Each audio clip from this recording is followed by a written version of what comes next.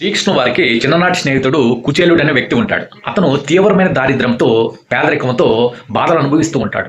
బోలెడంత సంతానం వీళ్ళందరినీ చాకలేక చాలా ఇబ్బందులు పడుతూ ఉంటాడు. ఆ కుచేలుడు భార్య, మీరు శ్రీకృష్ణుల వారు మీ చిన్ననాటి స్నేహితులని చెప్పుకుంటూ ఉంటారు కదా, శ్రీకృష్ణుల వారు ఇప్పుడు మహారాజు, ఆయన వద్దకు వెళ్ళి ఏదైనా ధనాన్ని ఆర్థిక సాయంగా అభ్యర్థించవచ్చు కదా అని చెబుతుంది. దీంతో కుచేలుడు వారు మొహమాట పడుతూనే శ్రీకృష్ణుల వారికి ఏమి బహుమానం, ఏమి ఆహార పదార్థాలు ఎత్తుకొని పోవాలని ఆలోచిస్తూ ఉండగా భార్య చెప్పిన మేరకు అటుకులు ఉంటే అటుకులు తీసుకువెళ్తాడు. అటుకులు శ్రీకృష్ణుల వారికి చాలా ఇష్టమని కుచేలుడు వారికి తెలుసు. చిన్నప్పుడు చాలా ఇష్టంగా తినేవాడు శ్రీకృష్ణుల వారు. అందుచేత అటుకులు మూట కట్టుకొని ఆ కోట వద్దకు వెళ్ళగానే కుచేలుడు వారి పక్క చిక్కిన శరీరం, పేదవాడు కదా, ఆ చిరిగిపోయిన బట్టలు చూసి అక్కడున్న బయట ఉన్న ఆ భటులు, నువ్వు శ్రీకృష్ణుల వారికి స్నేహితుడివా?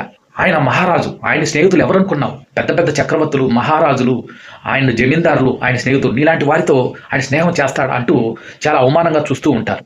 ఇది తెలుసుకున్న శ్రీకృష్ణ పరమాత్మ పుటాలున బయటికి వచ్చి కుచేలుడు వారిని చూసి ప్రేమగా కుచేలాన్ని అరుస్తూ గట్టిగా హత్తుకొని కన్నీరు కారుస్తాడు.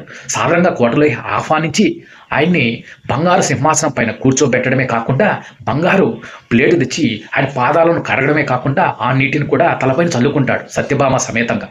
సో ఇంతటితో ఆగకుండా కుచేల, నా కోసం ఏదైనా తెచ్చావని ప్రశ్నిస్తే కుచేలుడు మొహమాట పడుతూ, ఎందుకంటే అన్ని అటుకులు, చాలా చౌకైన అటుకులు ఇంత మహారాజుకి పెట్టడమా, బహుమానంగా ఇవ్వడమా అంటూ చాలా ఇబ్బంది పడుతూ ఉంటే శ్రీకృష్ణుడు వారు అర్థం చేసుకొని, కుచేల నా కోసం ఏదో తెచ్చినట్టున్నావు, తివ్వు అంటూ ఆ మూట విప్పి చూస్తే అందులో అటుకులు ఉంటాయి. కుచేల, ఇంత అద్భుతమైన రుచికరమైన ఆహార పదార్థాన్ని నా కోసం తెచ్చి దీన్ని దాచిపెడతావెందుకు అని అటుకులు తీసుకొని చాలా ప్రేమగా వాటిని భుజిస్తాడు శ్రీకృష్ణ పరమాత్మ. ఆహా, కుచేల, ఎంత అద్భుతంగా ఉన్నాయి నువ్వు తెచ్చిన అటుకులు అంటూ కుచేలుడు వారిని పరివిధాలుగా ప్రశంసిస్తూ, వచ్చిన విషయం అడగకుండానే ఆయనకి ఏ ఇబ్బందుల్లో ఉంటాడు శ్రీకృష్ణ పరమాత్మ అన్ని విషయాలు కనుక్కొని వెంటనే భటులకి ఆజ్ఞాపిస్తాడు. కుచేలుడు వారికి చాలా సత్పనులు చేస్తారు. స్నానాధికారాలు చేయించడమే కాకుండా మంచి పట్టు వస్త్రాలు ధరిస్తాడు. ఈ లోపల భటులకు ఆజ్ఞాపించి కుచేలుడు వారి ఇంటికి బంగారు, వజ్ర, వైడూర్యాలు, ఎంతో విలువైన సంపద ఆయన ఇంటికి తరలిస్తాడు. ఈ విషయం కుచేలుడు వారికి కూడా తెలియదు.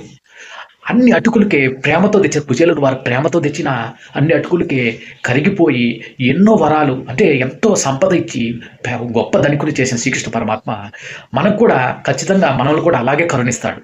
ఎటువంటి భేదాభిప్రాయం లేదు. కుచేలుడు వారిని ఎలా కరుణించాడు, మీరు కూడా ప్రేమతో, భక్తితో, నిర్మల మనస్సుతో, స్వార్థము లేకుండా శ్రీకృష్ణుల వారికి వేలు ఖర్చు పెట్టి పంచభక్ష పరిమాణాలు, పండు పలహారం వడ్డించిన అవసరం లేదు.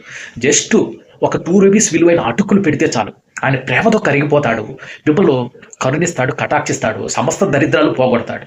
సో అందరికీ శ్రీకృష్ణ పరమ జయంతి శుభాకాంక్షలు. జై హింద్, జై భారత్.